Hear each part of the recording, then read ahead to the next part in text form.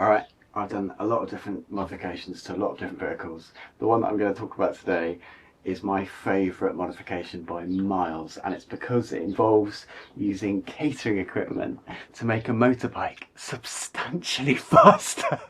I set this out for the first time yesterday and I just couldn't believe the difference that it made. I joined the motorway already faster than its previous top speed. Like, I was still on the slip road and I was just going, oh my god, it was unbelievable the difference it made. It costs about £4.95 and has single-handedly made a greater difference to the performance of the bike than all of my other modifications put together. It just makes me so happy. So behind here is the airbox, obviously, and I have added a little thing which is a cake tin. So this thing I snipped out of I used tin snips and I snipped it out of a cake tin. The other modifications I've done, so yeah, high flow air filter, the whatever it's called, decatting the downpipe. I put a rev counter on it, but I took 10 kilos of weight off it. I added a Fuel X Pro, and combined, all of those modifications managed to make it, and I changed the front sprocket. Those modifications managed to add about 4 miles an hour to the top speed of this Himalayan. So it went from a top speed of 82 miles an hour, which is really stressed with, to a top speed of 86 miles an hour, which it could just about manage. When I did this, when I changed the airflow and stuff, and I'll tell you how I did it, but when I did this, when I spent £5 or £6 on draft excluder stuff, it went from 86 to 92 miles an hour. So I added an additional 6 miles an hour to the top speed just by doing this, and it's made me so happy. I'm so happy about this. So I've unscrewed it, but it's really simple. This thing, if I can get it out, it's just it's from something called a chiffon cake, or it's just written on here, so a Savarin cake tin. So it looks like this. And the reason I've done that is that I couldn't get hold of, for some reason, I don't know why they sell these things that are just like the DNA thing that comes with the DNA filter. Why have they done that? I really don't understand it. So they've created turbulent airflow into the airbox. I don't know why they've done that. And similarly with this, the stock intake, it's just like, it wouldn't take much to just carve this away and make the airflow much better into it. So the first thing I did was I sliced out that in order to give a bit of an angle to it, and I just sliced with a really sharp knife around there to make my cake tin fit in nicely. That now squeezes in there nicely, and it goes in. The whole point of this is laminar airflow. So I looked online for this kind of thing, because what a difference laminar airflow makes into an engine. So all I did, I got my £4.95 cake tin, and I sliced it up with this. I went into a shop looking for a child's trumpet. That's what I was looking for. I'm looking for this shape, this like really beautiful curve. You want that kind of shape. You can buy velocity stacks and stuff for the Himalayan, but they're really badly designed. Like, they're sort of quite angular. They kind of go in a little bit, and then there's a really sharp curve, and it just defeats the whole object. You need that beautiful kind of gravity well radius. And so I just snipped this out along its kind of outer edge, and then I used a mallet to kind of flatten down the outer edge. That gave me a lot to play with. This curved in bit is just where I'm screwing it in there. So I'm just using one screw to keep it in. This bit of foam, which looks crap but absolutely does the business, when that's in place, what it does is there's a kind of heat spot up here. Part of the problem of the design of this is that all of the airflow, from the radiator through the radiating fins of the engine, is producing just really hot air here in front of it, and you don't want any of that. Modifying bikes, and this is where we get into the kind of stage 2 thing, it's all about getting really nice cold air into the engine. There's beautiful cold air coming from here because the rear wheel has this effect of, and if you get a bike on a dyno, you can feel that when this thing is spinning, it is absolutely blowing a gale forwards. Now obviously if you're going at 80 miles an hour, you've got hot air going like this at 80, but you've got lovely cold air coming like this at 80, going in that direction. And if you look at the side of the bike, the gap there reduces as the wheel goes round. So the gap in front of the wheel is like that, and the gap at the back is like twice as big. So what you've effectively got is cold compressed air here, right here, just here, and then you've got the kind of opposite going the other way. You've got hot air that kind of blowing the other way, and so that's why Royal Enfield, in their wisdom, designed this to try and suck air from exactly that direction, to try and get the air in. What I've done is I've basically enhanced that. So I opened up where I wanted the cold air to come from. And then I used this, which is just draft excluder. It's like 6mm draft exclusion stuff that you put around doors. And I put it in a couple of places. Hot air is getting up here under the tank, and it's going under the seat to give you a lovely warm bottom. And so I've used a couple of layers of the same stuff to try and guide that hot air out of the way. And then I've sealed along here, underneath there, to prevent that hot air from coming down. So all of this means that I'm getting cold air going right into there, and that's what is the beginnings of my kind of stage 2 adjustments, modifications to improve the performance of this bike. And it's absolutely worked a treat. I could not believe it when I first took this out. I took this out for the first time yesterday, and I just couldn't believe the difference that it made. I joined the motorway already faster than its previous top speed. Like, I was still on the slip road, and I was just going, oh my god, it was unbelievable the difference it made. So I'm going to do a separate video about the other modifications that I've done, because I wanted to just, in this video, I just wanted to focus on, you can, for £5, you can make, using a chiffon or Savarin baking dish thing, you can make something that will make a much bigger difference to the performance of your engine than the 60 quid that this thing is. I mean, why did I do? I mean, you can see I started angle grinding away that edge because I was like, why have you made just a sharp edge? Like, it's just kind of lazy. It's not stage 2, this thing. It's stage 1, if that. Anyway, whatever. So yeah, this is the beginning with stage 2 modification. The next, honestly, I think I'm kind of done. The fact that this thing will now hit over 90 miles an hour, GPS tested 90 miles an hour, on the speedo is showing 97 miles an hour.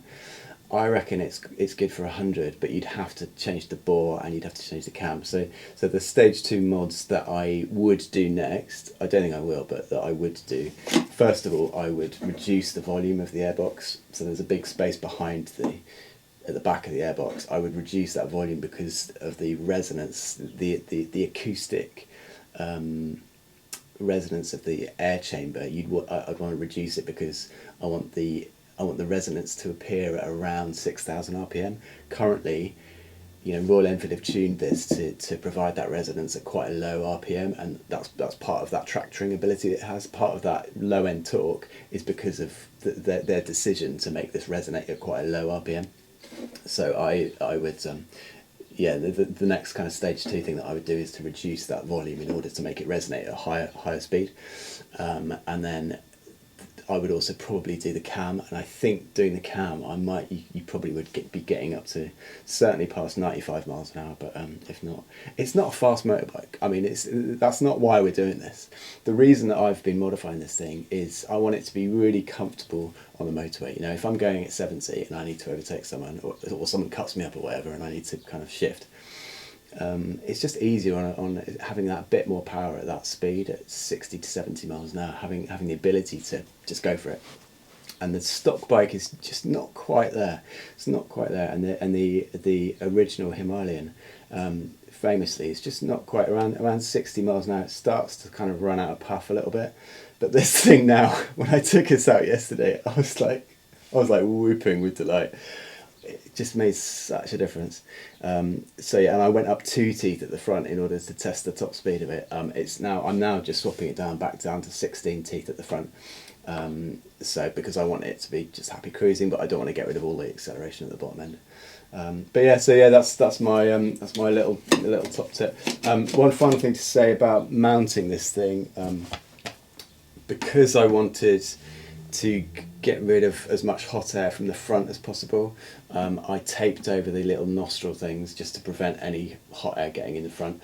And I also, the front bolt, leave it as is. The back two bolts I've changed, so I've added, when I put it back together, I've added about a 3mm washer to the lower one, and about a 2.5mm washer to the upper one. And the reason for that is I want to like encourage as much of the cold compressed air around here.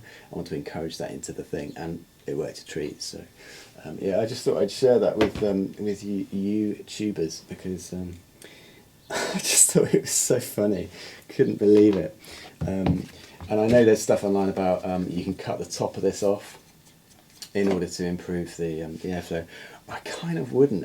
If I was going to modify this thing, the original, what I would do is I would scoop away some of that sharp edge in there is the issue. That's the problem. It's not the reason that it's not letting air in from all the other angles is because the air around here is hot, and you don't want to let that air in. What you want is for the air down here to be getting in as smoothly as possible, as in that laminar flow, because that, if you can get it to be laminar, then job's good. One other thing that I did was, so not only did I change that, I also changed the valve clearances. So yesterday, just before I took it out to do a speed test on a private road, officer, before I did a speed test, I did adjust the valve clearances, because the valve clearances are like huge. They're like massive. The stock, the manual says it's between 0.08 and 0.01 on the intake, and 0.23 to 0.25 on the exhaust, and those are huge valve clearances. So yeah, I did adjust that, because I live in the UK. I don't live in sub-Saharan Africa. I don't live in, or I don't live in Dubai or somewhere that is going to be struggling with 50 degrees Celsius heat. And understandably, no, if you're designing the thing for India and you want to ride it through the traffic in Delhi, then yeah, fair enough, you need massive valve clearances. But in the UK, one thing we have a lot of is cold weather, and so yeah, I adjusted the clearances. So I've gone for 0.205 on the exhaust and 0.07. Is it 0.07? Yeah, 0.07 on the intake. Obviously, if it was under warranty, that would void the warranty. Obviously, I'm not suggesting that anyone else do that, but I've done it, and it's very happy indeed. I'm going to be paying close attention to the valves, and obviously any exhaust smoke or anything. I'm going to be looking out for any signs that it's struggling, but so far it's just been happy.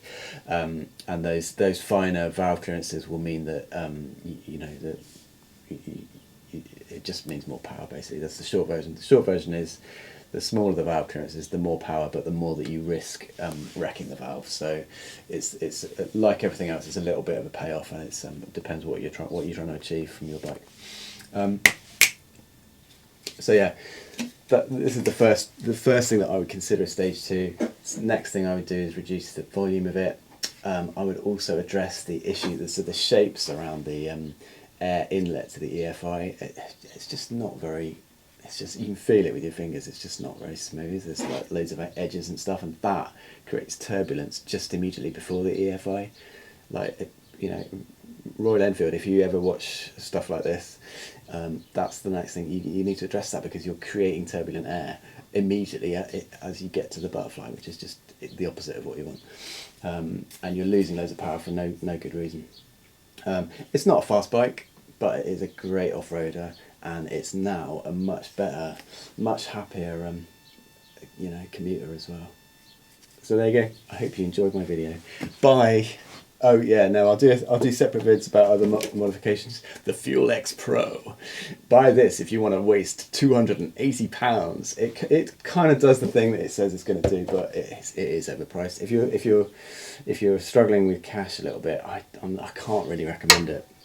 I would sort out the down tube and the filter, and I probably would go up a tooth at the front, but that's all I would do. The only reason to change everything else is if you're going to really modify it and change the cam and stuff. Anyway, that's it, I'm done. Like and subscribers. Like and subscribe. Or don't. I mean, who cares? Really, who cares? Let's not subscribe to anything. Let's just randomly come across information, shall we, online. And some of it will be crap. Why did I say that? I don't know. Bye.